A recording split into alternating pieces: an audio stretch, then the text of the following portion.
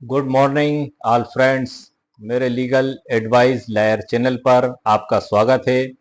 मैं शेख जावेद मोहम्मद एडवोकेट आज आपको जानकारी दूंगा नोटरी का टाइम पीरियड कितना होता है। What is the time period of notary? What is the time period of notary?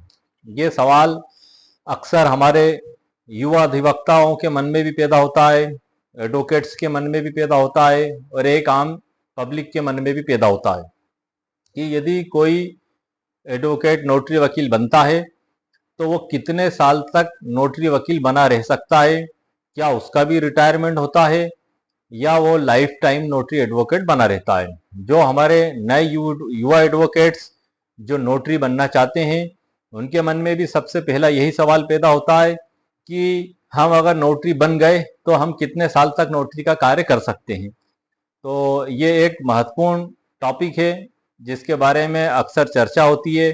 लोग गूगल पर भी सर्च करते हैं, यूट्यूब पर भी सर्च करते हैं, ला भी देखते हैं। तो इसीलिए मैंने इस टॉपिक पे ये वीडियो आप लोगों को जानकारी देने के लिए बनाया है। इस टॉपिक को जो थंबनेल है जो कि नोटरी टाइम पीरियड कितना होता है, इसको समझने के लिए हमें कुछ कानूनों का अध्ययन करना होगा, जिसमें नोटरी नियम 1956 की धारा 8 की उपधारा 8B और धारा 9 को हमें देखना होगा। नोटरी एक्ट 1952 की धारा 3 को हमें समझना होगा। नोटरी नियम 1956 को हमें समझना होगा। नोटरी संशोधन 2024 जिसे भारत का राजपत्र और गजट ऑफ इंडिया भी कहते हैं, इसके बारे में भी मैं आपको इसमें बताऊंगा। ये सब मैं कंप्यूटर स्क्रीन पर ले जाकर आपको दिखाऊंगा पूरी डिटेल के साथ। उसके बाद जो गजट ऑफ इंडिया में जो 5 साल का जो व्यवसाय का सर्टिफिकेट दिया जाता है जिसे सीओपी भी कहते हैं, वो भी मैं आपको दिखाऊंगा। उसका जो प्रारूप है वो भी मैं आपको बता दूंगा, वो भी हमारे इसी थंबनेल से संबंधित है। उसके बाद नोटरी बिल 2019 जिसका विरोध भी हुआ था पूरे देश में सभी अधिवक्ताओं के द्वारा, इसके बारे में भी बताऊंगा।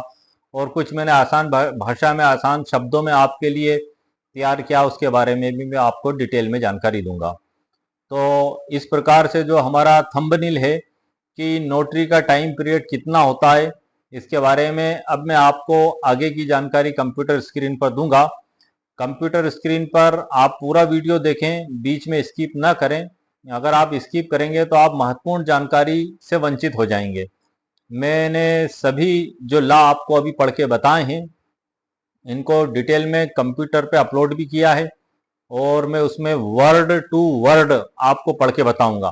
क्योंकि हम कोई भी बात अगर जबानी कहते हैं समझा के, वो एक अलग बात होती है, लेकिन वर्ड टू वर्ड पढ़ के बताने के बाद उसको जो समझाया जाता है तो वो एक कंप्लीटनेस अलग ही होती है, उसकी फीलिंग्स एक अलग ही होती है समझने वाले के लिए, खास तौर से आपके लिए। क्योंकि आप उस लॉ की मूल जड़ तक पहुंच जाते हैं कि हाँ ये इस अधिनियम में इस धारा में एक जगह लिखा हुआ है, वरना बात तो दो शब्द की है या एक शब्द की बात है, खाली मैं कह दूं कि ये इतने साल का होता है, बस बात खत्म। लेकिन कहाँ होता है, कैसे होता है, कौन से कानून में होता है, ये किसी को पता नहीं होता। तो मैं उस पूरी डिटेल के साथ कंप्यूटर स्क्रीन पे आपको लेके चल रहा हूं और पूरी डिटेल के साथ आपको मैं इसकी जानकारी दूंगा, कानून की नज़र से मैं आपको बताऊंगा, ताकि इसके बाद आपके मन में कोई सवाल ही ना रहे कि नोटरी का टाइम पीरियड कितना होता है। What is the time period of notary?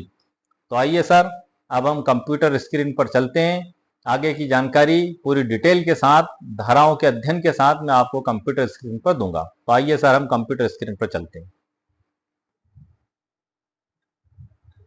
ये नोटरी एक्ट 1952 है। 9 अगस्त 1952 को राजपत्र में प्रकाशित ये किया गया है। नोटरी के पेशे को विनियमित करने के लिए इस कानून को बनाया गया है और इसे नोटरी अधिनियम कहा जाएगा। अब मैं इसमें कुल एक लगाए 16 धाराएं हैं, जिनके मैं वीडियो पहले मेरे चैनल पर अपलोड कर चुका हूं। आप उन सभी वीडियो को देख सकते हैं। अब हम इसकी धारा 3 पे चलते हैं, जिसमें नोटरी नियुक्त करने की शक्ति दी गई है। केंद्र सरकार संपूर्ण भारत में और राज्य सरकार संपूर्ण राज्य में नोटरी एडवोकेट नियुक्त कर सकती है। राज्य सरकार सिर्फ उसी राज्य में नोटरी नियुक्त कर सकती है, जबकि केंद्र सरकार पूरे भारत में नोटरी नियुक्त कर सकती है।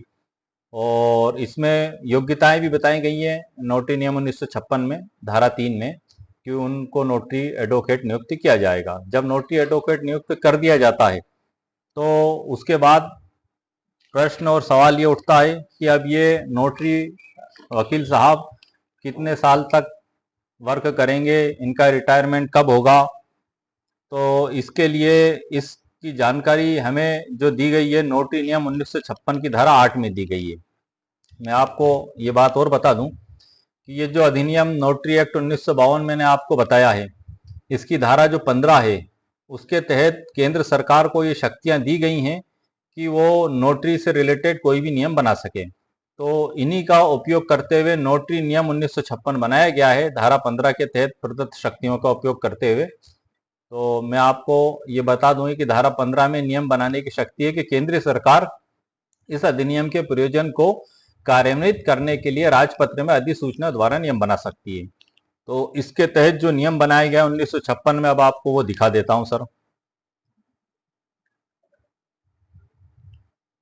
ये आप देख रहे हैं, ये है नोटरी नियम 1956। 14 फरवरी 1956 को प्रारंभ हुआ है।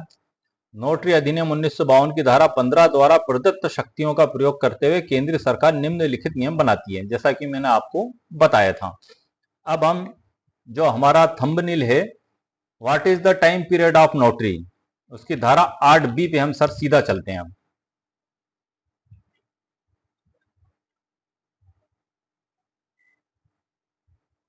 ये हम आ चुके हैं धारा 8B, नोटरी नियम 1956 की धारा 8B। इसमें कुल एक लगाए 17 धाराएं हैं जिनके वीडियो में मेरे चैनल पर पहले अपलोड कर चुका हूं, आप उनको देख सकते हैं। 8B में ये दिखाया गया है, बताया गया है कि प्रैक्टिस प्रमाण पत्र का नवीनीकरण। नियम 8 के उपनियम 4 के अंतर्गत जारी प्रैक्टिस सर्टिफिकेट को निर्धारित शुल्क के भुगतान पर 5 वर्ष 5 ईयर्स सर। सवाल का जवाब एक शब्द में था 5 साल, लेकिन कैसे होगा, क्या होगा, वो मैं आपको बता रहा हूं। 5 वर्ष की अवधि के लिए नवीनीकृत किया जा सकता है। प्रैक्टिस सर्टिफिकेट के नवीनीकरण के लिए आवेदन फॉर्म XVI में उचित सरकार को इसकी वैधता अवधि की समाप्ति की तारीख से 6 महीने पहले ऑनलाइन प्रस्तुत किया जाएगा। मतलब 5 साल के लिए नवीनीकरण किया जाएगा 5 ईयर्स, और जैसे ही आपकी तिथि समाप्त होगी तो उससे 6 महीने के अंदर ऑनलाइन आपको आवेदन देना होगा फीस जमा करने के साथ। तो ये चीज हमारी स्पष्ट हो चुकी है कि जो हमारा थंबनेल है what is the time period of notary, तो एक बार 5 साल के लिए दिया जाएगा, उसके बाद 5 साल बाद फिर नवीनीकरण किया जाएगा, उसके बाद फिर 5 साल बाद नवीनीकरण किया जाएगा, उसके बाद फिर 5 साल बाद नवीनीकरण किया जाएगा। इस प्रकार से ये इसका नवीनीकरण किया जाएगा। हालांकि 2019 में एक बिल पारित किया गया था जिसमें सिर्फ 15 साल तक के लिए नोटरी का कार्यकाल कर दिया गया था, जिसका संपूर्ण भारत में विरोध हुआ था। हालांकि उसके ऊपर अभी कोई आगे दिशा निर्देश नहीं आए हैं, लेकिन वो उसका मकसद ये था कि पुराने नोटरी एडवोकेट्स का लाइसेंस 15 साल बाद खत्म कर दिया जाए और जो नए हैं उनको भी 15 साल का दिया जाए, ताकि जो नए युवा एडवोकेट्स हैं उनको भी रोजगार के अवसर प्राप्त हों। तो जो नोटरी एडवोकेट्स थे उन्होंने इसका बड़ा भारी विरोध किया पूरे ऑल इंडिया में, और उन्होंने ये निवेदन किया, ये ज्ञापन दिया कि हम वकालत के कार्य का अनुभव नहीं रखते हैं। हम चूंकि नोटरी का कार्य करते हैं कई सालों से, तो वकालत के कार्य का जो डायस पर प्रैक्टिस की जाती है, दीवानी फौजदारी मुकदमे लड़ना, उसका हमें अनुभव नहीं है और हम बेरोजगार हो जाएंगे, इसलिए हम इसको रोका जाए। तो इसका पूरे देश भर में विरोध हुआ था, और उसके आगे कोई अभी दिशा निर्देश की जानकारी जैसे होगी तो मैं आपको बताऊंगा। हालांकि कोई इसमें आगे जानकारी विशेष तौर से नहीं दी गई, उस बिल के बारे में भी मैं आपको बता दूंगा। यार हमारा जो मेन मुद्दा है 8B में है, नोटरी नियम 1956 की धारा 8B में प्रैक्टिस प्रमाण पत्र का नवीनीकरण 5 ईयर्स। ये हमारे थंबनेल क्वेश्चन का जवाब हो चुका है। इसमें फीस कितनी दी जाएगी वो धारा 9 में दिया गया है। प्रैक्टिस प्रमाण पत्र जारी करने और नवीनीकरण तथा क्षेत्र विस्तार के लिए फीस। हम इसमें धारा C में देखते हैं, इसके भाग C में अभ्यास प्रमाण पत्र का नवीनीकरण 500 रुपए सर, 500 रुपए की फीस इसमें आपकी लगेगी। उसके बाद आपका नवीनीकरण हो जाएगा और उसके बाद आपका टाइम पीरियड बढ़ जाएगा, और ये टाइम पीरियड बढ़ता बढ़ता बढ़ता रहेगा आप जब तक जीवित रहेंगे। ईश्वर अल्लाह आपको खूब तरक्की दे और सेहत दे और आप वर्क करते रहें, ये निरंतर चलता रहेगा। ये इसका टाइम पीरियड है। इसका मतलब इसमें कोई एक निश्चित टाइम सीमा प्रतिबंधित नहीं की गई है, लेकिन एक 2019 का भी मैंने आपको नॉलेज में ला दिया। अमेंडमेंट वो बिल हुआ है पारित, बाकी उसके बारे में कोई अभी आगे दिशा निर्देश नहीं है। जो 15 साल का उसमें प्रतिबंध लगाना बताया गया था। अब हम इसमें आगे चलते हैं कि नोटरी एक्ट 1952 की धारा 3 के बारे में मैं आपको बता चुका हूं। अब मैं आपको नोटरी संशोधन नियम 2024, जिसको भारत का राजपत्र और गजट ऑफ इंडिया भी कहते हैं, इस पे भी मैं आपका थोड़ा सा नॉलेज और ध्यान डाल देता हूं, क्योंकि ये भी हमारे इसी टॉपिक और टाइटल से संबंधित है।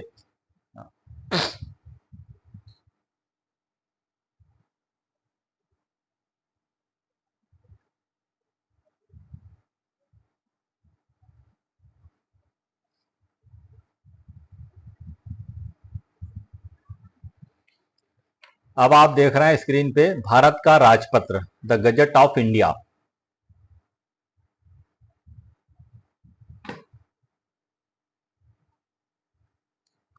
इसको मैं थोड़ा सा आपको पढ़ के शार्ट में बता देता हूं, ताकि आपको समझ में आ जाएगा कि ये किस संबंध में बनाया गया है।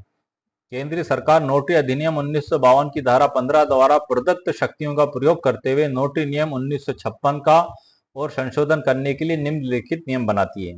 अब ये जो नियम बनाए गए हैं ये राजपत्र में उनके प्रकाशन की तारीख को पूर्वत होंगे, और इसको संक्षिप्त नाम नोटरी संशोधन नियम 2024 बोला जाएगा। यह है भारत का राजपत्र, आप देख रहे हैं कंप्यूटर स्क्रीन पे आपको साफ दिखाई दे रहा है। अब हम इस पे जो हमारे टाइटल से संबंधित टॉपिक है सीधे उस पर चलते हैं। व्यवसाय का प्रमाण पत्र मतलब 5 साल का दिया जाएगा। वो सर्टिफिकेट क्या दिया जाएगा मैं आपको वो बता देता हूँ। इसमें हालांकि प्रारूप 1 और प्रारूप 2 दिए गए हैं। प्रारूप 1 जो नोटरी एडवोकेट्स नोटरी बनना चाहते हैं उनके द्वारा भरा जाएगा, और प्रारूप 2 जो धारा 3 जो नोटरी नियम 19 नोटरी एक्ट की धारा 3 में जो भाग 2 दिया गया है कि वो न्यायिक सेवा के सदस्य रहे हों, वो उनके द्वारा भरा जाएगा। तो हमारा टाइटल इसका नहीं है, हमारा टाइटल है व्यवसाय का प्रमाण पत्र। ये आप देख रहे हैं प्रारूप 2 का नियम 8.5 देखें। इसको COP भी कहते हैं, यानी certificate of practice. Certificate of practice ये अंतिम चरण होता है नोटरी नियुक्ति की प्रोसेस का। इसके बाद जब ये दे दिया जाता है तो एडवोकेट्स को सील बना के रजिस्टर बना के अपना कार्य प्रारंभ करना होता है। इसके बिना वो इस कार्य को नहीं कर सकता। अगर करता है तो धारा 9 के तहत उसे एक दंडनीय अपराध माना गया है। उसमें 1 साल तक की सजा और जुर्माने का भी प्रावधान किया गया है। अगर ये जुर्माने का और सजा का प्रावधान नहीं होता तो कोई भी नोटरी वकील या बने या ना बने उससे मतलब ही नहीं रखता और चालू कर देता नोटरी करना सील बनवा के, क्योंकि कानून में जब तक दंड का प्रावधान नहीं होगा उसको पालन करवाया जाना पॉसिबल नहीं होगा। अगर इसमें धारा 9 में दंड का प्रावधान नहीं दिया होता तो कोई भी कर देता, भले वो नोटरी नियुक्त हुआ हो या ना हुआ हो, क्योंकि सजा तो होना ही नहीं है उसको, उसका तो कुछ बिगड़ना ही नहीं है। 50 पूरे मार्केट में लोग जगह जगह दुकानें खोल के बैठ जाते और सील सिप पे बना लेते, लेकिन इस प्रावधान की वजह से सिर्फ वो नोटरी एडवोकेट ही नोटरी का कार्य कर सकते हैं जिन्हें धारा 3 नोटरी एक्ट 1952 के तहत नियुक्त किया गया है, और वो धारा 3 नोटरी नियम 1956 के तहत योग्यताएं रखते हैं।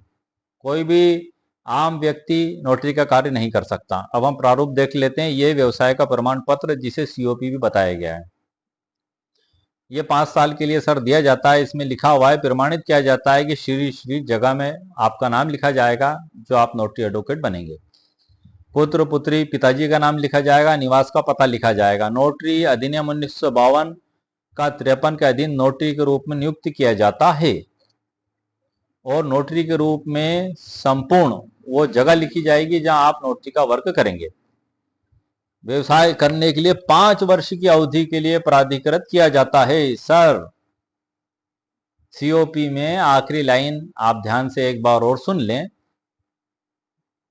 व्यवसाय करने के लिए 5 वर्ष की अवधि के लिए प्राधिकृत किया जाता है। मेरे हस्ताक्षर और सरकार की मुद्राधीन तारीख को दिया गया। विधिक सलाहकार, उप विधिक सलाहकार, अपर विधिक सलाहकार। तो ये है COP, सर्टिफिकेट ऑफ प्रैक्टिस, जिसका इंतजार हर एडवोकेट्स को है जिसने नोटरी की पूरी प्रोसेस कंप्लीट कर ली है। और बहुत से मेरे युवा एडवोकेट्स के द्वारा ये भी पूछा गया है कि सर हमारा हम देख नहीं पाए थे और इंटरव्यू नहीं दे पाए, तो अब हमें डबल से वो कैसे प्राप्त होगा कि हम डबल से इंटरव्यू दे दें।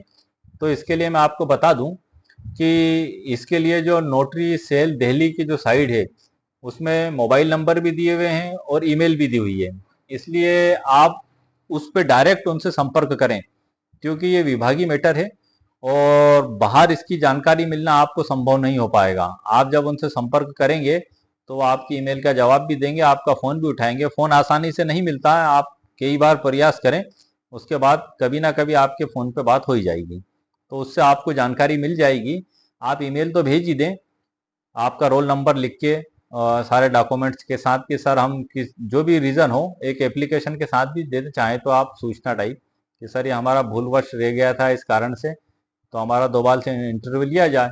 अब आगे की गाइडलाइन नोटरी सेल विभाग ही आपको बताएगा कि वो किस प्रकार से इस काम को आगे करेगा या उसके क्या दिशा निर्देश होंगे। अब हम आगे चलते हैं COP पे। तो ये हमारा जो थंबनेल है, what is the time period of notary, notary का टाइम पीरियड कितना होता है। तो फर्स्ट बार में 5 साल, फिर नवीनीकरण होगा, फिर 5 साल, फिर 5 साल और फिर 5 साल। तो इस प्रकार से ये बढ़ता रहेगा। लेकिन मैं आपको एक वो चीज भी बता देता हूं, जो नोटरी बिल 2019 जिसका विरोध भी हुआ था, और तो ये तो सर हो गया आपका COP, सर्टिफिकेट ऑफ प्रैक्टिस, जिसका सभी को इंतजार है और ये बहुत जल्द आने वाला है। क्योंकि मेरे एक एडवोकेट मित्र हैं, उनकी नोटरी सेल बात भी हुई थी, तो उनको ये बताया था कि अभी वेरिफिकेशन की प्रोसेस चल रही है और चूंकि संपूर्ण भारत में नोटरी नियुक्ति किए गए हैं, इसलिए वेरिफिकेशन में काफ़ी समय लग रहा है। उनके द्वारा ये भी बताया गया था कि कोई किसी एडवोकेट्स के अगर डॉक्यूमेंट्स में कोई कमी है तो उसको वो सूचना भी दे रहे हैं। तो इस प्रकार से एक एक एडवोकेट्स के डॉक्यूमेंट्स चेक किए जा रहे हैं और उनको सूचना भी दी जा रही है, तो इसमें समय लग रहा है। तो लगभग 4 से 5 माह का समय उन्हें बताया गया था, जो मेरे साथी अधिवक्ता हैं। और 4 से 5 माह का समय ये फिक्स नहीं है, ये इससे पहले भी हो सकता है या कुछ आगे भी हो सकता है। कुछ एडवोकेट्स का ये भी कहना है कि रिट याचिका लगा दी गई है, तो ऐसी तो मेरे को कोई इन्फॉर्मेशन नहीं है कि कोई रिट याचिका लगाई गई है। लेकिन हाँ, मैं आपको एक चीज और बता दूं कि गवर्नमेंट जो भी कार्य करती है सोच समझ के और सोच विचार के करती है। नोटरी एक्ट में ये भी बताया गया है कि नोटरियों की संख्या किस प्रकार से और किस आधार पर बढ़ाई जाएगी। उसमें ये भी देखा जाता है कि क्या जिस क्षेत्र में या जिस प्रदेश में नोटरियों की संख्या बढ़ाई जा रही है उनकी जनसंख्या में वृद्धि हुई है, दूसरी उसके तहसील हलकों में वृद्धि हुई है। और चूंकि स्वाभाविक बात है कि नोटरी काफ़ी सालों में निकलती है और अभी वर्तमान में भी काफ़ी सालों में निकली है, तो गवर्नमेंट के द्वारा इन सभी चीज़ों का अवलोकन करने के बाद ही नोटरी का लाइसेंस निकाला गया। तो इस प्रकार से गवर्नमेंट के वर्क को कोई चुनौती नहीं दी जा सकती। दूसरी बात यह कि जनसंख्या बढ़ने के कारण ना तो पुराने एडवोकेट्स को नुकसान होगा ना नए अधिवक्ता को। जनसंख्या बढ़ती है, काम भी बढ़ता है, नए एडवोकेट्स को भी रोजगार मिलेगा और पुराने अधिवक्ताओं को भी इससे कोई फर्क नहीं पड़ेगा। कई लोगों का ये भी सोचना होता है कि नोटरियों की संख्या काफी हो गई और अब वर्क कैसे होगा, तो वो हमारा सोचना है। लेकिन गवर्नमेंट हमसे ज्यादा सोचती है, उसने पहले ही सारा डाटा बेसा चेक कर लिया कंप्यूटर पे, पूरा डाटा कि कितनी पॉपुलेशन बढ़ी है, तहसील और हल्के कितने बड़े हैं, उसके बाद ही उसके द्वारा इस कार्य को किया गया है। तो ऐसी कोई रिट याचिका तो नहीं लगी और आप निश्चिंत रहें कि बहुत जल्द सभी का सर्टिफिकेट ऑफ प्रैक्टिस आएगा। अब मैं आपको उसके बारे में बता देता हूँ जिसके बारे में आपसे बात कर रहा था। ये आप देख रहे हैं द नोटरीज अमेंडमेंट बिल 2021 है सर। ये इसने काफ़ी परेशान कर दिया था सभी अधिवक्ताओं को कि एक डर पैदा हो गया था अधिवक्ताओं के मन में, जो नोटरी एडवोकेट्स हैं, कि अब तो हमारा रोजगार छिन गया। मैं इसको पढ़ के बता देता हूँ आपको थोड़ा सा, शब्द टू शब्द, वर्ड टू वर्ड। सर अंग्रेजी में है, आप भी सुन लेना ध्यान से। A bill further to amend the Notice Act 1952. This act may be called the Notice Amendment Act 2021. It shall come into force on such date as the central government may be notification in the official gazette appoint, and different dates may be appointed for different purposes of this act. In the Notice Act 1952, after subsection 2 of section 5, the following provisions shall be added. मतलब ये edit किया गया है. Provided that after the commencement of the Notice Amendment Act 2021, no application for renewal of certificate of practice of any notary shall be considered for more than two terms more than of few year each after until appointment of few years. Period further that only those application for renewal of certificate of practice of notaries for successive renewal of third मतलब 3 बार of more term received by the appropriate government and whose validity expire prior to coming into force of the Notice Amendment Act 2021 may be considered for renewal. Provided also that the renewal of certificates issued prior to coming into force of the Notice Amendment Act 2021 shall be valid till expire of such renewed terms. मतलब इसमें यह बताया गया है कि जिसको भी notary advocate बनाया जाएगा तो उसको पहले तो 5 साल के लिए सर्टिफिकेट ऑफ प्रैक्टिस दे दिया जाएगा. सर्टिफिकेट ऑफ प्रैक्टिस देने के बाद जैसे ही उसके 5 साल की अवधि पूरी होगी तो उसको 6 माह के अंदर उसको रिन्यू कराने के लिए एप्लीकेशन देना होगी. जैसा कि मैंने आपको बताया था धारा 8B नोटरी नियम 1956 के तहत उसको फिर 5 साल के लिए नवीनीकरण कर दिया जाएगा और उसके बाद फिर कर दिया जाएगा. तो इस प्रकार से renewal of third of more term received by the appropriate government मतलब टोटल 15 साल का उन्होंने इसमें बताया गया था. तो ये एक्ट है, बिल है ये. अब मैं इसके बारे में ज्यादा कुछ तो नहीं कह सकता हूँ क्योंकि आप सभी बुद्धिजीवी समझदार हैं मेरे अधिवक्ता साथीगण. आप भी ने भी इसको सुन लिया समझ लिया. द नोटरीज अमेंडमेंट बिल 2021 है ये. और ये इसमें जो है कि धारा 9A में भी बताया गया है कि power to suspend certificate of practice on receipt of a complaint or otherwise if appropriate government has reason to believe that any notary is involved in professional or other misconduct, it may suspend the certificate of practice of such notary for such period as deemed appropriate of conduct of inquiry. Provide that before suspending the certificate of practice reasonable opportunity of hearing may be given to such notary. मतलब कोई notary अधिवक्ता misconduct करते पाया गया तो धारा 9A के तहत ये पावर है कि power to suspend certificate of practice मतलब उसके सर्टिफिकेट ऑफ प्रैक्टिस को सस्पेंड कर दिया जाएगा. उसको सुनवाई का पूरा मौका दिया जाएगा. उसके बाद उसको समाप्त कर दिया जाएगा.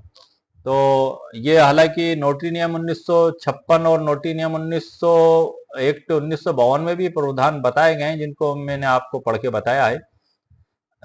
तो इस प्रकार से ये जो आपको मैंने बताया अब इसको मैंने आप लोगों के लिए एक बड़ी आसान और सरल भाषा में भी तैयार किया है. मैं उसको भी आपको पढ़ के बता देता हूँ. ये आप देख रहे हैं कंप्यूटर स्क्रीन पर नोटरी का टाइम पीरियड कितना होता है. What is the time period of notary.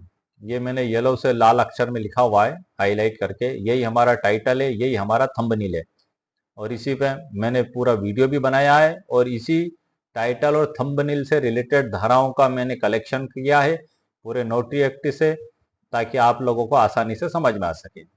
इसमें बताया गया है कि नोटरी की नियुक्ति करने वाली सरकार आवेदन और निर्धारित शुल्क प्राप्त होने पर किसी भी नोटरी के व्यवसाय के प्रमाण पत्र को एक बार में 5 वर्ष की अवधि के लिए नवीनीकृत कर सकेगी.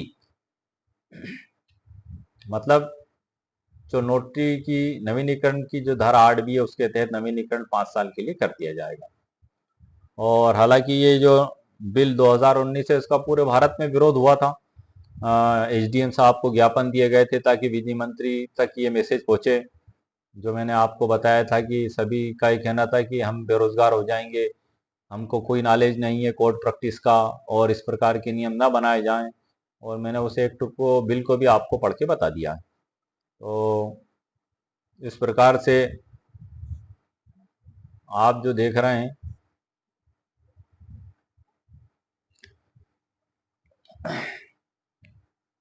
तो इस प्रकार से आप जो देख रहे हैं कि मैंने इस बारे में आपको मुकम्मल जानकारी प्रोवाइड कर दी है, बता दी है। संपूर्ण जानकारी, कंप्लीट जानकारी जो हमारे टाइटल से संबंधित है कि नोटरी का टाइम पीरियड कितना होता है, what is the time period of notary. अब मैं आपको थोड़ा सा संक्षिप्त में एक जानकारी और बता देता हूं कि मेरे इस चैनल पर मैंने और भी वीडियो अपलोड किए हैं, उनके बारे में मैं आपको संक्षिप्त में जानकारी बता दूं ताकि आपको उन वीडियोस को ढूंढने में परेशानी ना हो मेरे चैनल पे और आप आसानी से उनको देख सकें। नोटरी अधिनियम क्या है, नोटरी का कार्य क्या है, रजिस्ट्री और नोटरी में क्या अंतर है, रजिस्ट्री होने के बाद क्या होता है, नोटरी रूल 1956, इसकी धारा 1 लगायत 17 के अलग अलग वीडियो मैंने अपलोड किए हैं मेरे चैनल पे। और उसके बाद नोटरी एक्ट 1952 की धारा 1 लगायत 16 के अलग अलग वीडियो भी अपलोड किए और एक आधे घंटे का भी वीडियो मैंने चैनल पर अपलोड किया, आप देख सकते हैं। उसके बाद नोटरी सील से आप क्या समझते हैं, नोटरी और रजिस्ट्री करने में क्या क्या लगता है। अक्सर ये भी सवाल पैदा होता है कि नोटरी करवा रहे हैं तो अब हम क्या क्या डॉक्यूमेंट्स लगाएं। तो सर मैं आपको एक बात की जानकारी दे दूं कि रजिस्ट्री कराने के बाद आदमी सीधा मालिक बन जाता है, उसमें इतना खतरा नहीं रहता। लेकिन एग्रीमेंट एक खतरनाक काम होता है। मतलब असली लड़ाई तो एग्रीमेंट के बाद ही शुरू होती है, क्योंकि एग्रीमेंट जो नोटरी स्टाम्प पे लिखा पढ़ी करके कराई जाती है उसमें दोनों पक्ष में से एक पक्ष अपनी सुरक्षा चाहता है कि उसके साथ धोखा ना हो, उसका पैसा ना डूबे, अनुबंध का पालन वो करवा सके कोर्ट में जाके, इसलिए वो नोटरी के द्वारा एडवोकेट से जाके अनुबंध का निष्पादन कराता है। फॉर एग्जाम्पल हम इसको ऐसे समझ सकते हैं कि ए ने बी से एक मकान खरीदा 5 लाख रुपए में और नोटरी पे एग्रीमेंट करके उनके बीच ये तय हुआ कि 2 साल बाद इसकी रजिस्ट्री करवा दी जाएगी। अब एक सपोज करो फॉर एग्जाम्पल कि उसकी कीमत 5 लाख से बढ़ के 10 लाख हो गई। अब जो विक्रेता उसके मन में आ गई बेईमानी, वही कहता है कि मैं अब आपको नहीं बेचूंगा, कुछ भी बहाने बनाने लगता है, वो चाहता है कि वो 10 लाख रुपए लेके किसी और को बेच दे।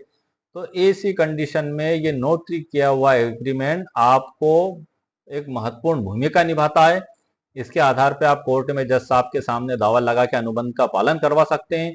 नोटरी एडवोकेट आपका एक निष्पक्ष गवाह होता है और उसको कोई धोखा दिया हुआ नहीं माना जा सकता। वो कोर्ट में गवाह देगा, डॉक्यूमेंट्स को वेरीफाई करेगा और बताएगा कि सही तरीके से निष्पादित किया गया है। और जिस प्रकार से जो हमें, हालांकि रजिस्ट्री और नोटरी में लगने वाले दस्तावेज एक ही होते हैं, लेकिन हमें फिर भी एक सावधानी बरतना बहुत जरूरी है कि उसके हम पहले नोटरी कराने से पहले उसकी टाइटल की जांच कर लें। धोखेबाज लोग क्या करते हैं कि सड़क पे खड़े हो जाते हैं और दूर से बता देते हैं कि वो जमीन मेरी है, आओ मैं लिखा पढ़ी करा देता हूँ। अब आपने खाली उसकी बात पे मौखिक भरोसा कर लिया और उसकी जो है कि लिखा पढ़ी करा ली, जबकि वो जमीन का मालिक ही नहीं है। तो टाइटल की जांच करना भी आपकी ड्यूटी है, क्योंकि अगर आप इस डॉक्यूमेंट्स को लेकर कोर्ट में जाएंगे तो अनुबंध पालन का दावा आप नहीं लगा सकते, क्योंकि जब वो मालिक ही नहीं है तो कोर्ट उसका पालन कैसे कराएगी। फिर आपको वो थाने में रिपोर्ट डालना पड़ेगी। भारतीय दंड संहिता की धारा 420, 506 के तहत मुकदमा दर्ज होगा, 7 साल की सजा का प्रावधान है। वो फिर एक लंबी लड़ाई लड़ना होगी। अब धारा 420 भी बदला के 318 हो गई 1 जुलाई 2023 से, जो नई न्याय संहिता लगी है। तो आपको फिर लंबी लड़ाई लड़ना होगी, फिर उसको सजा होगी, फिर आप अपने दावे, अपने राशि की वसूली के लिए दावा लगाएंगे तो एक लंबी कानूनी प्रक्रिया में आप उलझ जाएंगे और आपको सालों लग जाएंगे, आपका पैसा उलझन में आ जाएगा, आप परेशानी में आ जाएंगे। तो इन सबसे बचने के लिए आप सबसे पहले उसकी टाइटल की जांच करें कि जो बेचने वाला व्यक्ति उसका मालिक है या नहीं। अगर वो मालिक है तो उसके डॉक्यूमेंट की सर्टिफाइड कॉपी निकलवाएं और वो नोटरी एग्रीमेंट के अंदर उसका पूरा खुलासा उल्लेख करें और नोटरी अनुबंध के साथ उसको भी संलग्न करें। फॉर एग्जाम्पल आपको मैं बता दूं, आप मकान खरीदते हैं तो उसका नक्शा लगाएं, उसकी चतुसीमा लिखें, नगर पालिका का भवन प्रमाण पत्र उसमें लगाएं, आधार कार्ड लगाएं, क्रेता विक्रेता गवाहों के फोटो उसमें लगाएं और इंजीनियर का बनाया हुआ नक्शा लगाएं। ये सभी चीजें आप जांच भी कर लें। उसको अगर उत्तराधिकार में प्राप्त हुई है तो उत्तराधिकार में उसके पिता के भी डॉक्यूमेंट्स की आप जांच कर लें। कई बार ऐसा भी होता है कि नोटिस से जो है कि लिखा पढ़ी हुई और उसको कुछ फर्जी तरीके से नाम चढ़ा दिया गया, ऐसा भी हो जाता है, तो आप टाइटल फिर आप धोखे में पड़ जाएंगे। तो उसकी जांच ऊपर से लेके कर लें। उसने अगर किसी से खरीदी है उसकी भी आप जांच कर लें, रजिस्ट्री मंगा लें, उसको भी एग्रीमेंट के साथ लगा दें। क्योंकि रजिस्ट्री के बाद तो मालिक बन गए, लेकिन नोटरी होने के बाद मालिक नहीं बनते हो आप। नोटरी से मालकाना हक का ट्रांसफर नहीं होता है, टाइटल ट्रांसफर नहीं होता है। नोटरी सिर्फ इसलिए किया जाता है कि बाद में दूसरा पक्ष धोखेबाजी ना करे। तो अब वो धोखेबाजी ना करे इसलिए आपको एक मजबूत लिखा पढ़ी करना होगी। तो ये सब चीजें आपको लगाना होंगी। जमीन की दशा में खसरा विवरण नक्शा, इन सब की प्रमाणित कॉपी, डायरी की कॉपी, फोटो, ये सब आप उसमें भी लगाएं। तो इस प्रकार से अगर आप मतलब आप ये मान के चलें कि जिस प्रकार से दूध का जला छाछ भी फूक फूक कर पीता है, कितनी सावधानी से, डर डर के, तो ऐसे आप एग्रीमेंट कराने में सावधानी रखें। क्योंकि असली लड़ाई तो एग्रीमेंट कराने के बाद ही होती है। अगर दोनों पक्ष ईमानदार हैं कोई मसला नहीं है, कोर्ट में आपको जाने का सवाल ही नहीं है। लेकिन अगर एक पार्टी ने बेईमानी कर दी तो उस दस्तावेज को लेकर आपको कोर्ट में जाना है, मुकदमा पेश करना है और अपनी आगे की लड़ाई लड़ना है। तो उसके लिए आपको पहले से ही तैयारी करना है। इसलिए आपको सतर्क रहें, सावधान रहें। ये मेरे वीडियो बनाने का भी मकसद यही है कि आप सभी लोग जागरूक रहें। और चूंकि हालांकि इसमें क्या कोई वकील शपथ पत्र प्रमाणित कर सकता है, ये भी मेरा इस पे वीडियो अपलोडेड है। हालांकि मैंने जो आपको पढ़ के बता रहा हूँ लगभग सभी वीडियो अपलोड कर चुका हूँ, लेकिन अगर कोई वीडियो अपलोड नहीं मिलता है तो वो भी मैं इंशाल्लाह बहुत जल्द अपलोड कर दूंगा। नोटरी क्या नहीं कर सकते, रजिस्ट्री और नोटरी में क्या अंतर है, नोटरी की नियुक्ति कौन करता है, ये भी सवाल हमारे मन में अक्सर आता है। तो इस प्रकार से लगभग नोटरी के टॉपिक पे मैंने काफ़ी वीडियो अपलोड किए हैं और लगातार मुझको जो जो आप लोगों के लिए उपयोगी हो सकता है वो टॉपिक पे नोटरी बनाकर वीडियो बनाकर मैं अपलोड कर रहा हूँ। तो इस प्रकार से अब जो मैं वापस लौट के आता हूँ हमारे उस टाइटल पे और थंबनेल पे कि नोटरी का टाइम पीरियड कितना होता है, what is the time period of notary, मैं इसका आपको संपूर्ण और मुकम्मल जवाब दे चुका हूँ, कानून के तहत दे चुका हूँ। और उम्मीद है आपको मेरा वीडियो पसंद भी आया होगा। मेरे वीडियो को आप लाइक भी करें, शेयर भी करें, सब्सक्राइब भी करें और ज़्यादा से ज़्यादा शेयर करें ताकि अन्य लोगों तक भी ये वीडियो पहुंच सके। मेरे वीडियो बनाने का मकसद ही यही है कि ऑल इंडिया के हमारे युवा एडवोकेट्स इस कानून को जानें और समझें। क्योंकि ये जो एक्ट है, नोटरी एक्ट 1952 और नोटरी नियम 1956, ये सामान्यतः कोर्ट प्रैक्टिस में उपयोग में नहीं लाया जाता है। सामान्यतः कोर्ट प्रैक्टिस में आईपीसी, सीपीसी, सीआरपीसी और भी कुछ एक्ट हैं, उन्हीं से अदालत में हमें कोर्ट की प्रैक्टिस में हम उपयोग करते हैं। इसलिए इस एक्ट की, नोटरी एक्ट की अधिकांश लोगों को जानकारी भी नहीं होती है, इसके नियम कानूनों के बारे में भी जानकारी नहीं होती है। तो ऑल इंडिया के युवा एडवोकेट्स जो नोटरी एडवोकेट नियुक्त हुए हैं और जो होना चाहते हैं उन सबको इससे लाभ प्राप्त हो, उनके अंदर जागरूकता हो और वो अपने नोटरी के करियर में किसी भी प्रकार का ऐसा कोई कार्य ना करें जिससे उनको भविष्य में दिक्कतों का सामना करना पड़े। इसलिए एक अवेयरनेस के लिए, एक जागरूक करने के लिए जो कानूनी जानकारी मुझको है मैं आपको दे रहा हूं। और इसके अलावा मैं बहुत जल्द भारतीय दंड संहिता, जिसको अमेंडमेंट करके 1 जुलाई से चेंज कर दिया गया है, भारतीय न्याय संहिता, और उसके सीआरपीसी जिसको भी चेंज कर दिया गया है, इन पे भी वीडियो बनाना प्रारंभ करूंगा।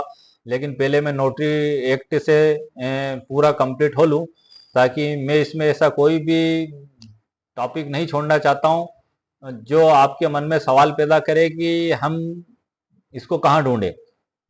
कहने का मतलब ये है कि मैं मेरे चैनल पर नोटरी से रिलेटेड हर एक टॉपिक पे वीडियो अपलोड कर दूंगा ताकि आपके मन में पैदा होने वाले हर सवाल का जवाब आपको मेरे चैनल पे जब आप देखें नोटरी से रिलेटेड वीडियो तो आपको आसानी से मिल जाए, तो आपको परेशान ना होना पड़े। जब मैं ये इस पे मुकम्मल हो जाऊंगा, संतुष्ट हो जाऊंगा, उसके बाद ही फिर मैं अगले टॉपिक को, जिसको आईपीसी कहते हैं, सीआरपीसी कहते हैं, उन पे वीडियो बनाना प्रारंभ करूंगा। तो उम्मीद है आप सभी को मेरा वीडियो पसंद आया होगा। मेरे वीडियो को लाइक करें। एक बार फिर आपसे मैं कह रहा हूं कि आपको कोई प्रॉब्लम है, कोई क्वेश्चन है, तो आप मेरे इसमें कमेंट्स करके लिखें। मेरे से जहां तक बन सकेगा मैं उस पर आपके लिए वीडियो बनाऊंगा। ओके, शुक्रिया, थैंक यू।